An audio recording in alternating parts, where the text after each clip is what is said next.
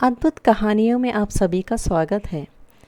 आप सभी से एक छोटी सी विनती है कि आप सब मेरे इस चैनल को सब्सक्राइब कीजिए और बेल आइकॉन पर प्रेस कीजिए ताकि मेरे हर एक वीडियो की नोटिफिकेशन आपको मिले। और अगर आपको मेरी ये कहानी पसंद आए तो एक लाइक ज़रूर कीजिए। धन्यवाद। आज की कहानी बदला। रमेश ने शादी का वादा करके सुगंधा के साथ जिस्मानी संबंध बना लिया और फिर अक्सर दोनों होटलों में मिलते और जिस्म की भूख मिटाते थे। इस तरह दोनों जब चाहते जवानी का मज़ा लूटते थे। सुगंधा, तुम बहुत खूबसूरत हो। तुम्हारी खूबसूरती पर मैं एक क्या कई जन्म कुर्बान करने के लिए तैयार हूँ। चलो हटो, तुम बड़े वो हो। कुछ ही मुलाकातों में मस्का लगाना शुरू कर दिया। मुझे तुम्हारी कुर्बानी नहीं बल्कि प्यार चाहिए। फिर अदा से शर्माते हुए सुगंधा ने रमेश के सीने पर अपना सिर टिका दिया।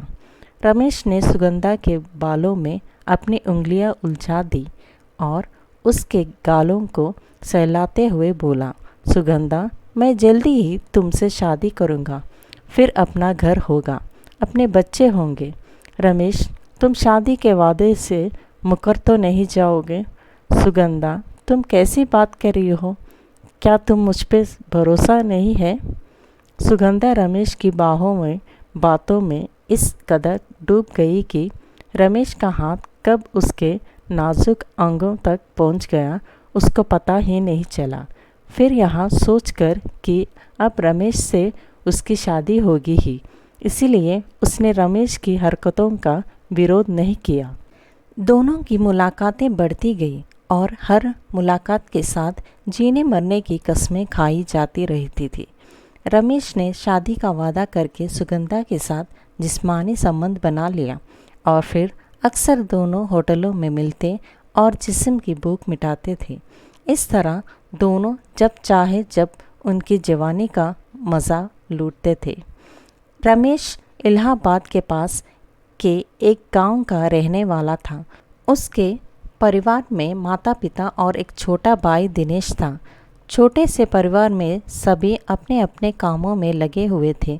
पिताजी पोस्ट मास्टर के पद से रिटायर होकर अब घर पर ही रहकर खेती बाड़ी का काम देखने लगे थे। छोटा भाई दिनेश दिल्ली यूनिवर्सिटी में एमए कर रहा था। लखनऊ में एक विदेशी फर्म में कैशियर के पद पर काम करने की वजह से रमेश लखनऊ में एक फ्लैट लेकर वहीं रह रहा था। चूँकि घर परिवार ठीक था और नौकरी भी अच्छी थी, इसीलिए उसकी शादी भी हो गई थी। बीवी को वह साथ नहीं रखता था क्योंकि माँ से घर का काम नहीं होता था। रमेश जिस फर्म में काम करता था उसी फर्म में सुगंधा क्लर्क के पद पर काम करने आई थी। सुगंधा को देखते ही रमेश उस पर मोहित हो गया और डोरे डालना शुरू कर दिया। रमेश की शराफत, पद और हैसियत देखकर सुगंधा भी उससे पसंद करने लगी। रमेश ने सुगंधा को बताया कि वह कुंवारा है और उससे शादी करना चाहता है। अब चूँकि रमेश ने उससे शादी का वादा किया तो वह पूरी तरह उसकी बातों में ही नहीं, आगोश में भी आ गई। समय सरकता गया। रमेश सुगंधा की देह में इस कदर डूब गया कि घर भी कम जाने लगा। वह घर वालों को पैसा भेज देता था और चिट्ठी में छुट्टी ना मिलने का बहाना लिख देता था। एक दिन पार्क में जब वे दोनों मिले तो सुगंधा ने रमेश से कहा, रमेश, अब हमें शादी कर लेनी चाहिए।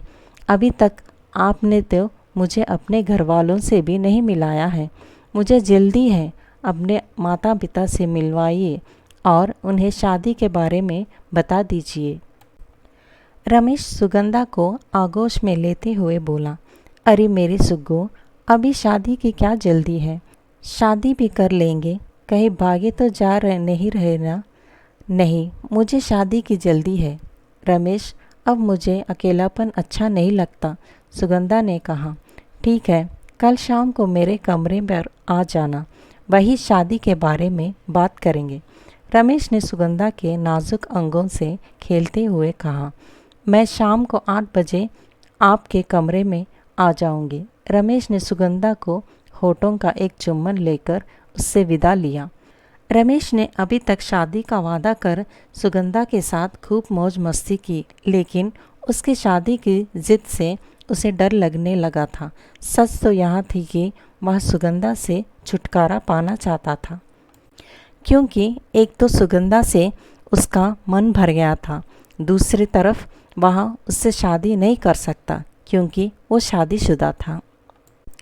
शाम को 8 बजने वाले थे कि रमेश के कमरे पर सुगंधा ने दस्तक दी। रमेश ने समझ लिया कि सुगंधा आ गई है। उसने दरवाज़ा खोला और उसे बेडरूम में ले गया था। हाँ, अब बताओ सुगंधा, तुम्हें शादी की क्यों जल्दी पड़ी?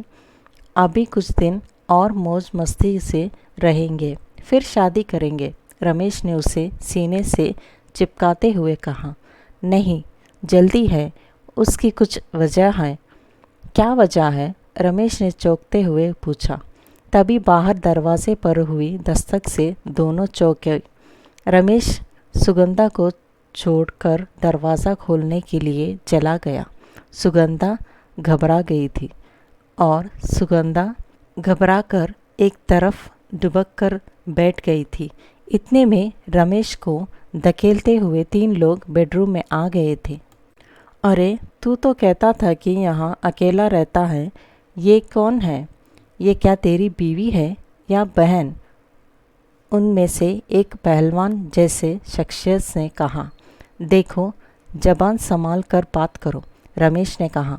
तभी एक ने रमेश के गाल पर जोर सा थप्पड़ मारा और उसे ज़बरदस्ती कुर्सी पर बैठाकर बांध दिया था। तीनों सुगंधा की ओर बढ़े और उसे बेड पर पटक दिया। सुगंधा चीखती चिल्ला रही थी, उनसे हाथ जोड़ती रही, पर उन्होंने एक न सुनी और बारी बारी से तीनों ने उसके साथ बलात्कार किया। उधर रमेश कुर्सी से बंधा हुआ था और जब सुगंधा को होश आया तो वह लुट चुकी थी। उसका अंग अंग दुख रहा था। वह रोने लगी। रमेश उसे हिम्मत बंधाता रहा। फिर सुगंधा के आंसू पोंछते हुए रमेश ने कहा, सुगंधा, इसको हादसा समझकर भूल जाना। हम जल्दी ही शादी करेंगे, जिससे यह कलंक मिट जाएगा। सुगंधा उठी और अपने घर चली गई।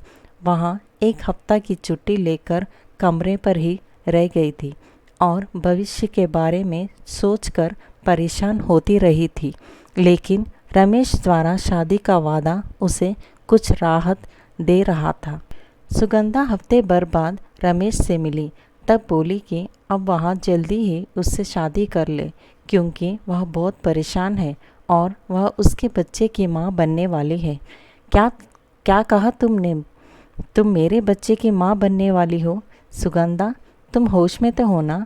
अब तो यहाँ तुम मुझ पर लांछन लगा रही हो। मालूम नहीं यह मेरा बच्चा है या किसी और का, रमेश ने हिकारत भरी नज़रों से देखते हुए कहा।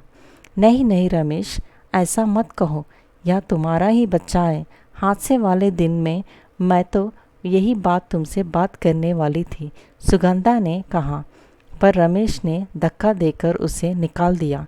सुगंधा जिंदगी के बोझ से परेशान हो उठी। जब लोगों को मालूम होगा कि वह बगैर शादी के माँ बनने वाली है तो लोग उसे जीने नहीं देंगे। अब वह जान दे देगी। अचानक रमेश का चेहरा उसके दिमाग में क्रोधा और धोखेबाज ने आखिर अपना असली रूप दिखा दिया। एक दिन जब सुगंधा बाजार जा रही थी तो देखा कि रमेश किसी से बात कर रहा था। उस आदमी का ढील ढाल उसे कुछ पहचाना सा लग रहा था। सुगंधा ने चिपते हुए नज़दीक जाकर देखा तो रमेश जिन लोगों से हंसकर बातें कर रहा था वो वही लोग थे जिन्होंने उस रात उसके साथ बलात्कार किया था। अब सुगंधा रमेश की साजिश समझ गई थी। उसने मन में ठान लिया कि अब वहाँ मरेगी नहीं, बल्कि रमेश जैसे भेड़िए से बदला लेगी। रमेश से बदला लेने की ठान लेने के बाद सुगंधा ने पहले परिवार के बारे में पता लगाया। जब मालूम हुआ कि रमेश शादीशुदा है तो वहाँ और भी जलभून गई। उसे पता चला कि उसका छोटा भाई दिनेश दिल्ली में पढ़ाई कर रहा था। उसने लखनऊ की नौकरी छोड़ दी। दिल्ली जाकर सबसे पहले सुगंधा ने अपना पेट गिराया। फिर उसने वही एक कमरा किराए में लिया था जहाँ दिनेश रहता था। धीरे धीरे उसने दिनेश पर डोरे डालना शुरू किया। दिनेश को जब सुगंधा ने पूरी तरह अपने जाल में फंसा लिया तब उसने दिनेश को शादी के लिए उकसाया।